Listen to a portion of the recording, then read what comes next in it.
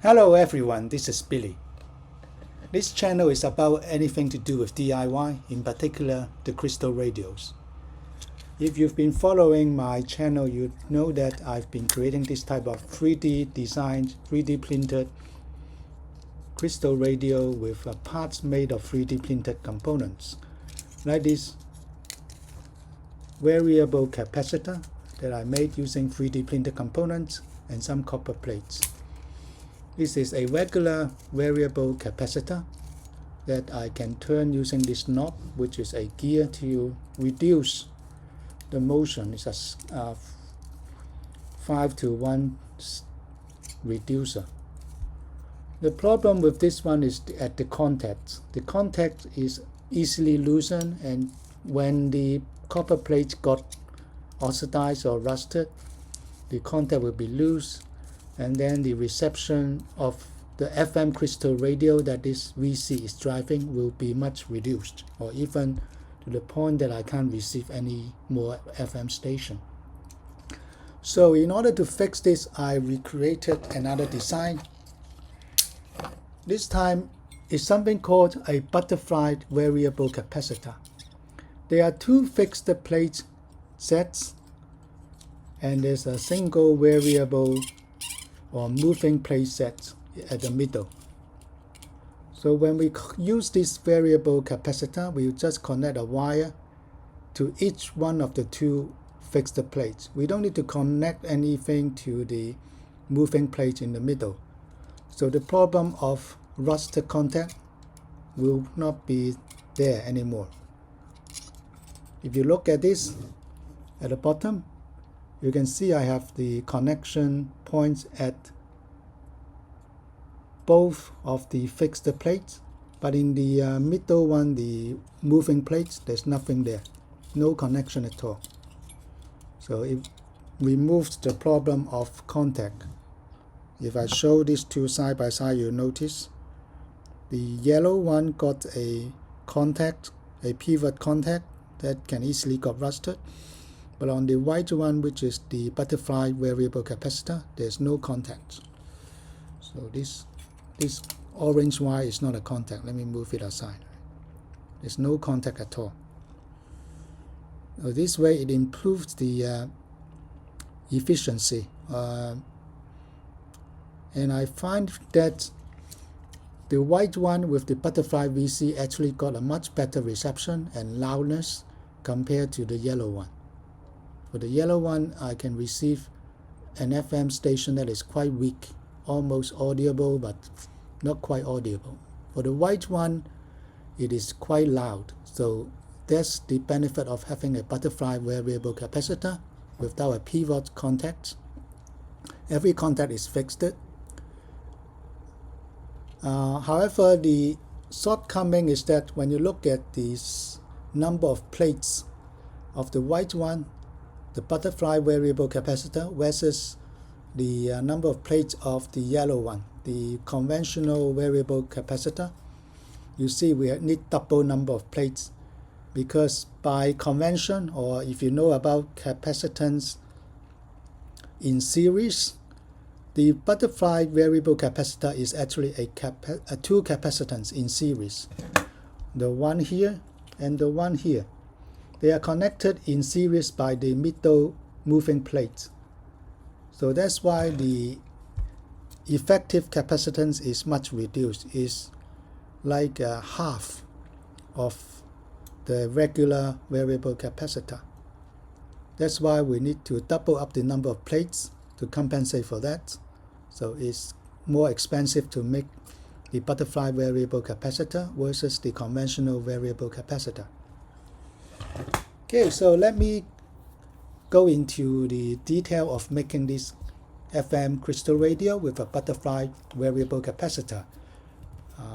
Due to the length of the video, I'll break it down into two parts. First part is about the 3D design and how you can get the 3D print files.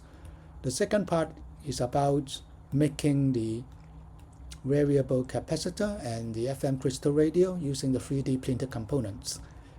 If you like this type of DIY videos, please remember to subscribe to my channel, Billy C DIY. click like, share with your friends, and leave me some good comments. Any question you have, you can also leave in the comments. I will answer them ASAP. Thanks a lot. This is Billy. This is the preview of my 3D design for the butterfly variable capacitor mounted on the FM crystal radio. I brought it to a beach and do some testing. I just use a 1.2 meter telescopic antenna. 微觀嘅一個企業發布方面嚟緊咧，市場嘅表現係會比較強一啲嘅。咁另外一方面嚟睇咧，我相信咧就係話部分嘅即係內需股家電，佢哋係有一個所謂唔喺總統嗰度嘅。本港地區今晚及明日天氣預測大致。This is a quick preview of how I created this design from the front and the back.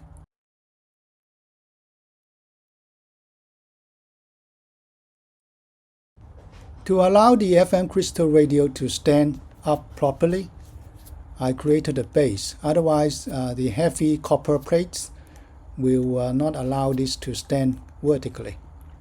So you can plug the base into the original FM crystal radio chassis and stand it up that way. Looks a bit nice. I also enlarged the knob so it's easier to control the tuning. In order to give a better range of the variable capacitor, I reduced the size of the fixed plate and the moving plate so it won't overlap with each other and hence increase the range overall. The gearbox allows us to have a 5-to-1 reducer, so you turn 5 times the knob, then the whole ring and the whole moving plate will turn one circle. This allows us to tune into different FM stations precisely. The most difficult part creating a variable capacitor by yourself is to align the moving plates in between the fixed plate so it won't touch one another when it's rotating. And to do that, we need to use one of these fillers of different size. You find the one with the right thickness, so you align the fixed plate properly with the moving plate. There are mounting holes for the earphone jack and also the detector socket. I still keep the original regular variable capacitor on the left with 2 plates only, one moving plate, one fixed plate, and the butterfly VC with 2 sets of fixed plate and 1 set of moving plates. If you want to create your own variable capacitor without 3D printing, you can cut out or copy this screen to become the schematic for carving your own copper plates for the variable capacitor. If you want to do it with a 3D printer, you can follow this instruction below. To download the 3D print files, you can go to my Patreon site. You will get the link in the YouTube video description. It is patreon.com/BillyCDIY. Go there, you will have option to either join as a member, a paid member, then you can download this file. You can join as a basic member, then you can get all the 3D print files I created there. Or you can join as a premium member, then you can get all the source file as well. Okay, if you just want to download one particular 3D print files, you can go to the shop. And in the shop, you can pay a small sum of money to buy the 3D print files, like this one. Like $3 US, so you can click buy now. And then sign up and pay it in the way you want to pay. Then you can get a download of this file. And once you downloaded the file, you can go to your download folder. For me, it's in the download directory here. Then you decompress it. In Mac, you just double click to decompress it, then you'll get a folder, Butterfly FM Crystal Radio 3D files. Once you open it, you will get two directory. Depending on what size of screws you will want to fasten the fixed plates and the variable plates. So this is the files for the 3mm screws, and these are the files for the 4mm screws. Let me use the 4mm screws for an example. So this is the base. It's the base of the FM crystal radio. This is the butterfly, one of the butterfly fixed plates. This is the butterfly moving plates. This is the chassis. You need to plane it with the base pointing down. This is the feeler. I have different size of feeler in case you want to space out your variable plate and the fixed plates. So I got the 0.5mm all the way up to 3.5mm. Depending on your needs and what size screws you're using, you may need different feeler. Then you have the knob feeler and the gear knob, the pivot arm where you mount the moving plates on top. At the back there's a notch that you can hook up with the ring. The ring is the gear inside the chassis where you can move the fixed plates. And then you have the other stand. Okay.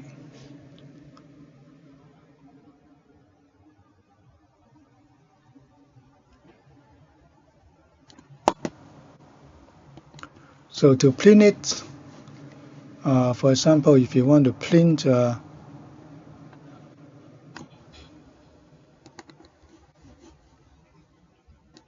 base, so you just open up your 3D plane program.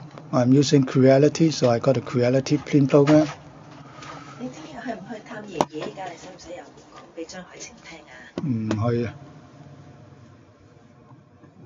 And you can move this to this. Okay, and then you will position this module in the way you want it to be positioned. If you need to flip it, then you can use these buttons in your plane program to flip it. Like I want this side touching down, then I can change it. And you can slice it using your 3D plane program, and then you can plane it. I have a network 3D printer, so I just press plane and it will go there. If you have a offline 3D printer, you may need to export this into a file, and then you can copy the file to a USB or SD card. Then you can put it inside your 3D printer. Some of the modules you may need to plane it with a built-in support. Here I'm choosing no support, but for some of these modules I need the support, so I can choose the support, and then I can move the ones that I need support. For example, which one I need support? Let me see. I think this one I need support, the chassis. Let me move the chassis to here. So this is the chassis. I need to put it, plane it like this.